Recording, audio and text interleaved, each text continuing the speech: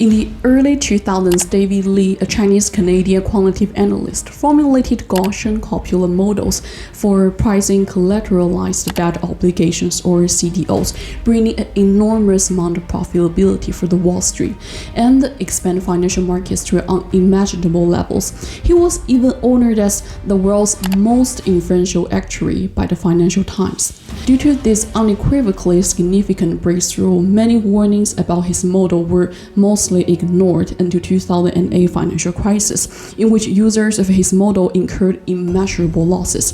His model completely fell from the grace and was later called recipe for disaster. But stories can be positive. Michael Jamsberry, through his deep diving into mortgage data, precisely predicted subprime mortgage crisis in around 2008 and generated a personal profit of $100 million by his shorting strategy. And that's exactly where the book and movie The Big Short come from.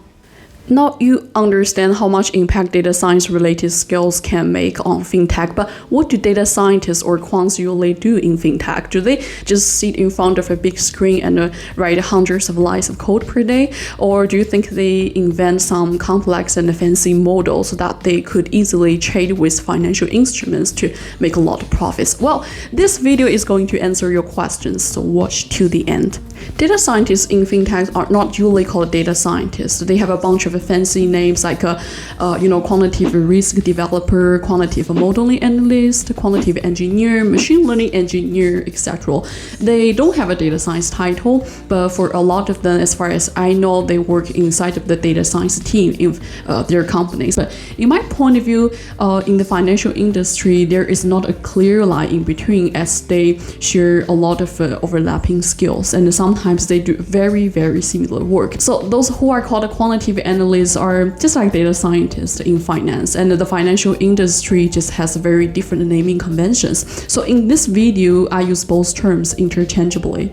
Even data scientists within the financial industry have a range of different responsibilities. So it's definitely impossible for me to use several sentences to oversimplify what they do on a daily basis. And that's why when I was doing research for this video, I was literally so confused. So to help you better understand this topic, I will split fintech or financial industry into different segmentations, and I will give some of the most typical representatives of data scientists or quants within each segmentation. So long story short, if you are a data scientist in fintech, that's very common that your daily work surrounds risk. And here comes to the first group, commercial banks. I think based on my experience, the most typical risk the data scientists in commercial banks mitigate is interest rate risk. And let me use the role called model developer IRBB from ING Bank as an example. If we check out what kind of qualifications they are looking for among job candidates, you will see that they mention interest rate a couple of times, like interest rate swaps, stochastic interest rates, interest rate risk, etc.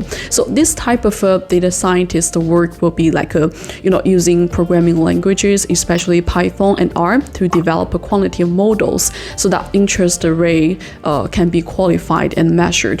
The model results usually provide very essential guidance for the bank to adjust their strategies. And after model is developed, they usually need to do backtesting and documentation. Regarding why interest rate risk is so important for commercial banks, we need to understand how commercial banks make profits. And that's because every commercial bank has something called a balance sheet, where they have assets and liabilities on each side of the scale. The loans you borrow from the bank are the most typical example of assets, and the money you put into the bank, called deposits, belong to liabilities.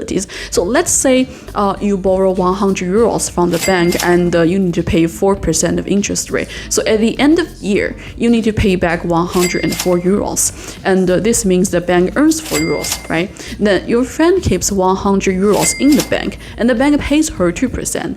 Then she will get 102 euros, and the bank will lose 2 euros. So at the end of the day, the bank can earn 2 euros from the difference between 4% and 2%. But the increase in the interest rate in the market can break this balance and leave the bank in a very unfavorable situation.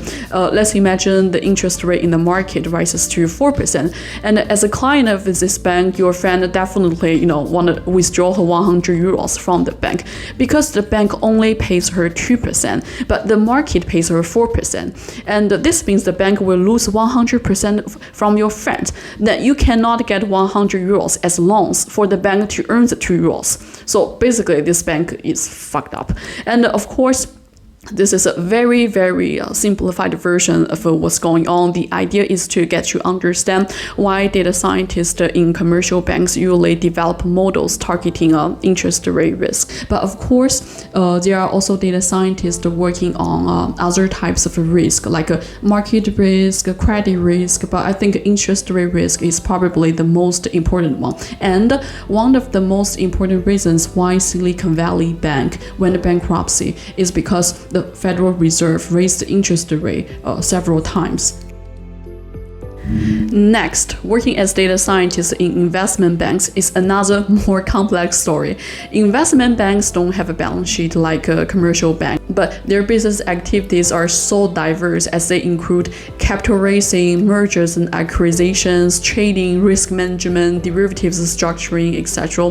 And they usually have data scientists working in all these areas. So let me just use risk management as example. As I was checking many data science roles in investment banks, lots of risk-related data scientists actually focus on credit risk, which means the possibility that your clients fail to pay back their financial obligations. I think that's probably because many of their key business activities like underwriting data securities, derivatives, and leveraged lending might expose investment banks to great losses. And let's take a look at the job spot called quant modeling analyst from JP Morgan Chase. According to the job description, the ideal job candidates will be responsible for developing credit exposure models, and their model methodologies might be based on loss given default, probability of default, or exposure at default, depending on different investment banks.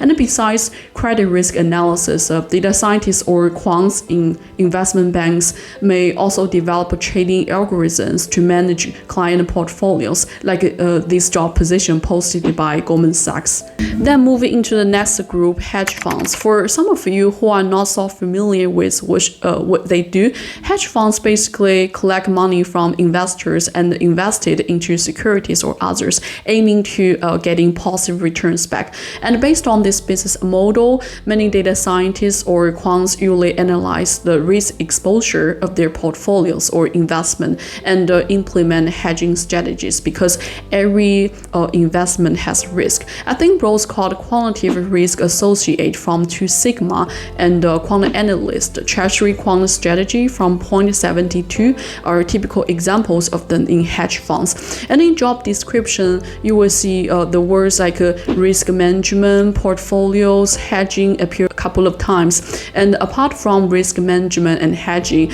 some of them also develop trading strategies to optimize their investment returns, like the quantitative developer role in 0.72. This type of data scientists or quants are pretty much like some of them in investment banks. So you can see that they do similar work even in different sectors of a fintech, but all in all, what they do should be always in line with the company's key business activities, and they make use of their technical background, but the end goal is always to serve the business.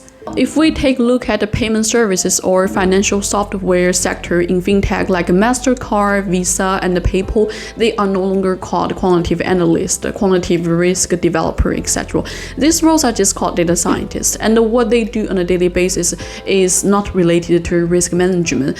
They're just like a traditional data scientist who are responsible for, let's say, discovering patterns or trends within the data mining, doing data visualization, building using predictive models like machine learning models, etc., to solve business problems. And these data scientists usually spend more time in processing data and storytelling with data instead of modeling, compared to those data scientists or quants in commercial banks, investment banks, and hedge funds. So these are what data scientists or quants usually do in fintech, and their roles differ a lot even in the same industry. So I can just pick, some roles that are most representative and typical of them.